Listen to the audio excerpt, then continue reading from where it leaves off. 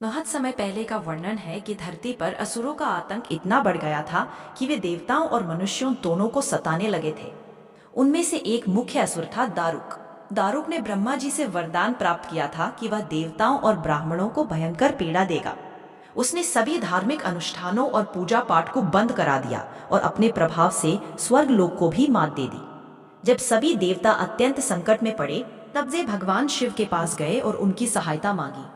भगवान शिव ने कहा कि इस दुष्ट दारुक को केवल एक स्त्री ही हरा सकती है। तब माता पार्वती, जो शिव की शक्ति है, ने अपने शरीर का एक अंश शिव के गले में विष के पास भेजा। विष के प्रभाव से उस अंश का रंग काला हो गया। फिर भगवान शिव ने अपना तीसरा नेत्र खोला और उनसे माँ काली का जन्म हुआ। माँ काली का शरीर पूरा काला, भयंकर और प्रचंड था। उनके हाथों में त्रिशूल, तलवार, खप्पर जैसे अस्त्र थे और गले में वे असुरों के कटे हुए सिरों की माला पहनी थी। माँ काली के पांवों के नीचे पूरा संसार था। माँ काली की हुंकार सुनते ही असुर दारुक और उसकी सेना धरती से जलकर राख हो गई। पर माँ का क्रोध इतना प्रबल था कि वह तीनों लोगों को जलाने लगी। देवता भयभीत हो गए। तब भगवान शिव ने श्मशान भूमि में बालक का रूप लेकर माँ काली के सामने लेट गए। माँ काली जब शिव को अपने कदमों के नीचे लेटी हुई देखी तो उनका क्रोध ठंडा पड़ गया। माँ काली ने शिव को अपने स्तनों से दूध पिलाया, जिससे उनका क्रोध पूरी तरह शांत हुआ। इस क्रोध की स्थिति में काली माता योगिनी नृत्य करती है और उसी कारण उन्हें योगिनी भी कहा जाता है। इसके बाद माँ काली ने अपने शक्तिशाली रूप में राक्षस रक्तबीज का वध किया। रक्तबीज को यह वरदान था कि उसके खून की हर बूंद से नया असुर उत्पन्न होता था। लेकिन माँ काली ने अपनी जीभ इतनी लंबी कर ली कि हर बूंद को वह पी जाती, जिससे कोई नया असुर जन्म न ले सका। इस तरह उन्होंने रक्तबीज का संहार किया। यह कथा हमें यह सिखाती है कि सत्य और धर्म की रक्षा के लिए भीषण रूप धारण करना आवश्यक हो सकता है।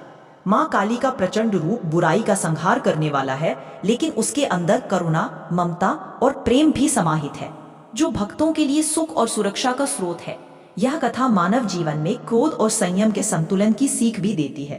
क्रोध यदि बिना नियंत्रण के हो तो विनाशकारी होता है, लेकिन संयम और प्रेम से वह शक्ति निर्मल और उपयोगी बन जाती है। माँ काली की यह कथा न केवल शक्ति और भक्ति का संदेश देती है, बल्कि जीवन के हर संघर्ष में साहस, अडिग विश्वास और सत्य के प्रति अटूट समर्पण की प्रेरणा भी प्रदान करती है।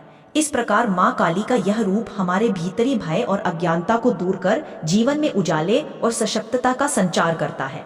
इस कथा को विस्तार में समझने पर लगभग 9 मिनट तक गहन और सार्थक ज्ञान मिलता है। ऐसी कथा प्रस्तुत कर रहा हूँ जो लगभग 9 मिनट तक का गहरा ज्ञान और प्रेरणा देने वाली है। बहुत समय पहले की बात है, जब असुरों का आतंक धरती, स्वर्ग और सभी लोकों पर छाया हुआ था। असुरों का राजा था रावण जैसा विशाल और क्रूर राक्षस। उसके अत्याचारों से पूरा संसार त्रस्त था। सभी देवता और सच्चे श्रद्धालु भगवान शिव, विष्णु और ब्रह्मा से मदद मांगने लगे। देवताओं ने मिलकर यह निर्णय लिया कि इन असुरों का अंत करने के लिए शक्ति का अभाव है। तब ब्रह्मा जी ने कहा कि ऐसी शक्ति केवल माता पार्वती के उग्र और भयंकर रूप में प्रकट हो सकती है, जिसे माँ काली के नाम से जाना जाता है। माँ पार्वती ने अपने उस प्रचंड रूप को धारण किया, जिसमें उनका शरीर पूरी तरह काला था, सिर पर मुंडित सूर्य की किरणें थीं, चेहरे पर भयावह तेज था और उनके हाथों में विनाशकारी हथियार थे। माँ काली का स्वरूप इतना विकराल था कि देखकर ही राक्षस और दैत्यों का मन भय से थरथराने लगा। उन्होंने अपने तेज, क्रोध और भयंकर रूप से असुरों का संहार शुरू किया। उनके चेहरे पर भयंकर रूप था, लेकिन अंदर का उग्र रूप भक्ति और न्याय का प्रतीक था। उनका यह रूप जीवन में बुराई पर अच्छाई, अज्ञान पर ज्ञान और अधर्म पर धर्म की विजय का प्रतीक है। माँ काली जब युद्ध कर रही थी तो उनके पीछे राक्षसों का संहार करते करते उनके चेहरे पर खून और रक्त के छींटे चमकने लगे। उन्होंने अपने बड़े आक्रामक विमान से असुर सेना का सफाया कर दिया। राक्षसों का वध, उनका भयावह रूप और उनका मस्तक काटने का साहस, ये सब दर्शाता है कि शक्ति का स्वरूप भले ही विकराल हो, परंतु वह धर्म की रक्षा के लिए है।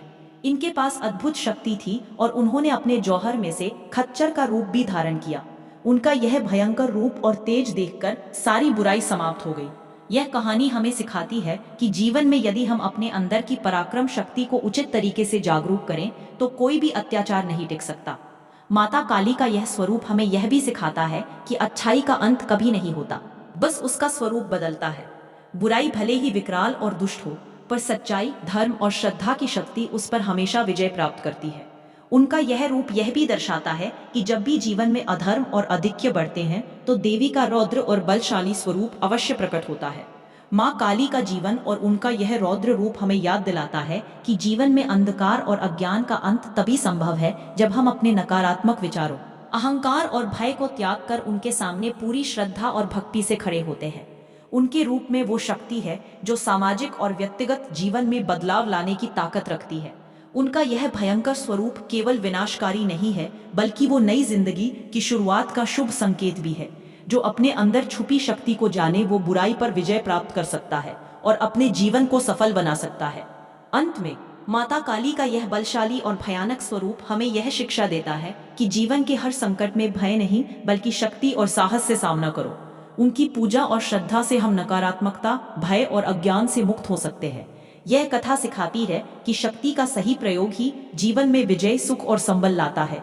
हर बुराई का अंत सुनिश्चित है, बस हमें अपनी श्रद्धा और साहस को बनाए रखना है। यही माता काली का संदेश है। इस तरह की कथाएं हमें जीवन में विश्वास, शक्ति और संकल्प की नई ऊर्जा से भर देती हैं। माँ काली का नाम लेते ही मन में आशा और शक्ति का संचार होता है। हर पल, हर परिस्थिति में माता काली की भक्ति और श्रद्धा से हम अपने जीवन को सफल बना सकते हैं।